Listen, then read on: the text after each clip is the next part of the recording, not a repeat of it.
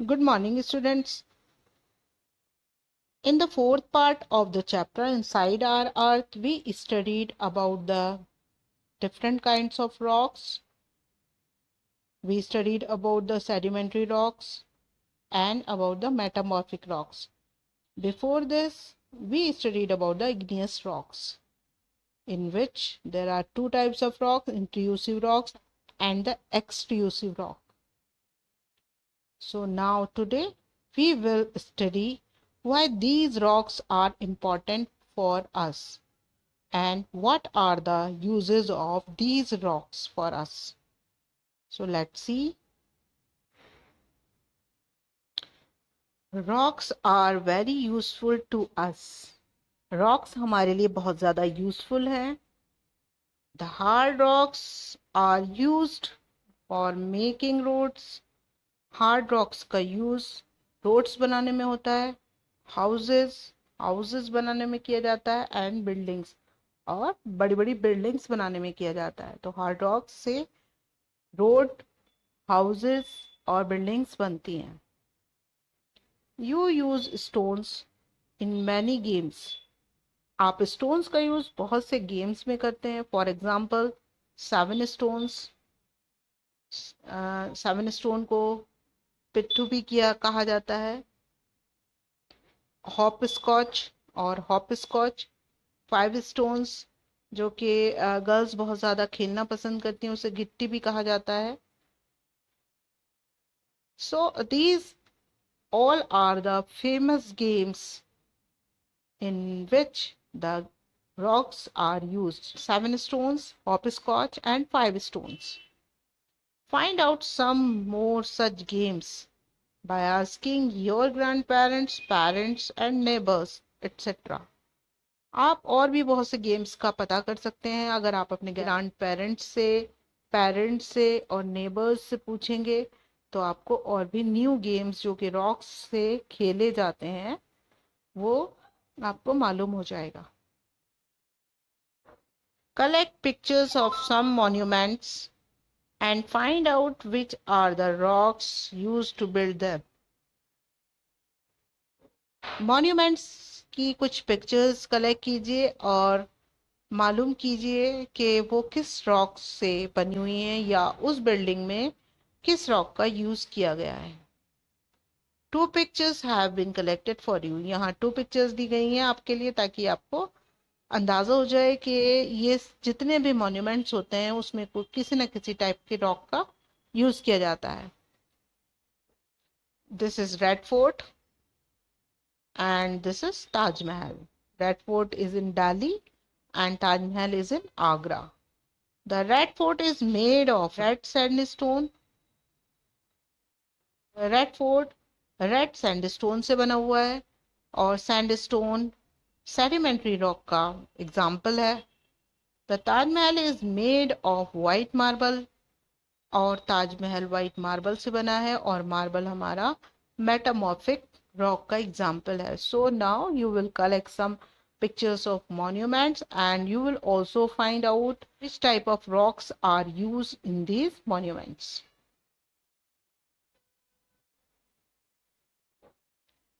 You will be surprised. आपको हैरानी होगी to know ये जानकर that one type of rock changes to another type. एक तरह की रॉक बदल जाती है दूसरे टाइप में अंडर सर्टेन कंडीशंस. जब कुछ कंडीशंस चेंज होती हैं तो एक टाइप की रॉक दूसरे टाइप में चेंज हो जाती है इन अ साइक्लिक मैनर. और ये साइक्लिक मैनर में होता है. अब आप लोग हैरान होंगे कि what is cyclic manner of about the rocks. Water cycle आपने सुना है ना कि वाटर कैसे इवेपोरेट होता है, फिर वो क्लाउड में बदल कर क्लाउड से फिर रेन के शक्ल में नीचे आता है. क्लाउड के बाद वो प्रेसिपिटेशन होती है और फिर से वो वाटर साइक्लिक वे में नीचे आ जाता है. तो इसी तरह से रॉक की भी साइकिल होती है और ये आज हम इसमें देखेंगे.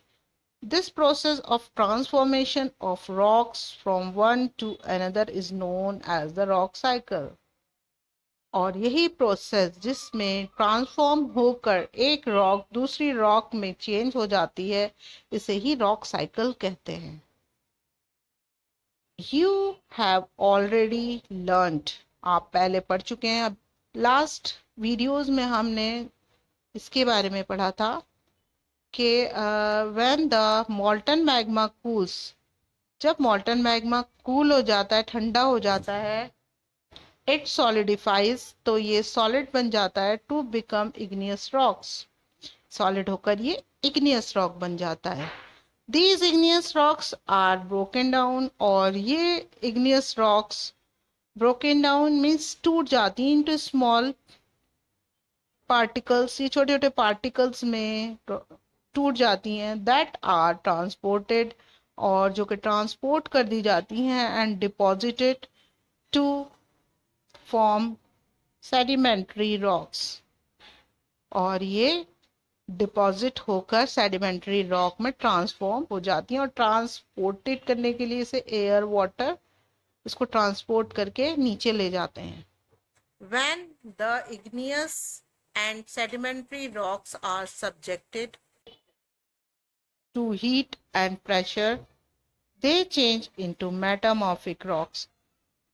जैसे igneous rocks छोटे छोटे पार्टिकल्स में बढ़कर नीचे लेयर्स के तौर से आ जाती है, और एक के ऊपर एक लेयर लग जाती है, इस तरह सेडिमेंट्री रॉक बन जाती है।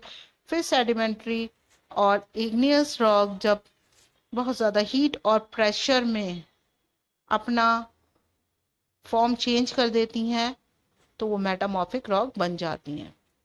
The metamorphic rocks which are still under great heat and pressure melt down to form molten magma. और इस तरह क्या होता है कि जब इग्नियस और सेडिमेंट्री रॉक बहुत ज़्यादा हीट और प्रेशर में अपना फॉर्म चेंज करके मेटामॉर्फिक रॉक बन जाती हैं, और जब मेटामॉर्फिक रॉक रेगुलरली हीट और प्रेशर बियर करती है या हीट और प्रेशर सहती है, तो फिर वो दोबारा से मॉल्टन मैग्मा में कन्वर्ट हो जाती है। This मॉल्टन magma again can cool down and solidify into igneous rocks, और इस तरह मॉल्टन मैग्मा दोबारा से ठंडा होकर सॉलिडिफाई होता है और इग्नियस रॉक बन जाती हैं। तो इस तरह ये रॉक साइकिल चलती रहती है। You can see in this picture, this is magma जो क्रस्ट में ऊपर आता है, और ऊपर आकर ये इग्नियस रॉक बन जाता है।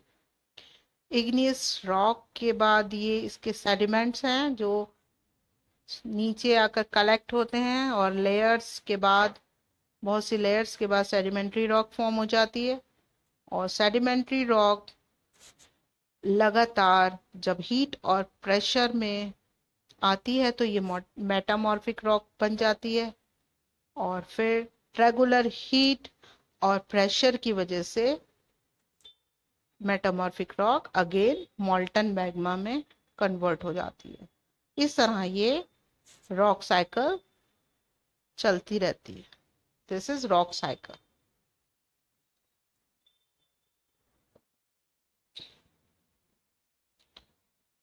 Rocks are made up of different minerals. Rocks different minerals से बनी हुई होती हैं। Minerals are naturally occurring substances, और minerals हमें प्रकृति से प्राप्त होते हैं, which have certain physical properties and definite chemical composition, जिनकी कुछ physical प्रॉपर्टीज होती हैं और डेफिनेट केमिकल कंपोजिशन होती है। Minerals are very important to humankind. Minerals humankind के लिए बहुत ज़्यादा important. Some are used as fuel, कुछ मिनरल्स फ्यूल की तरह यूज किए जाते हैं। For example coal, natural gas and petroleum, और वो हैं coal, natural gas and petroleum. They are also used in industries उन्हें हम इंडस्ट्रीज में भी यूज करते हैं। और वो कौन से मिनरल हैं? वो हैं iron, aluminium, gold, uranium etcetera, in medicine, in fertilizers etcetera. और मिनरल्स का यूज हम मेडिसिन में भी करते हैं और फर्टिलाइजर्स बनाने में भी करते हैं। सो स्टूडेंट्स, इस तरह आपने देखा मिनरल्स हमारे लिए बहुत ज़्यादा इम्पोर्टेंट हैं और ये मिनरल्स हमें माइंस से मिलते हैं। With this, we have finished our chapter Inside Our Earth, and I hope you have understood it well.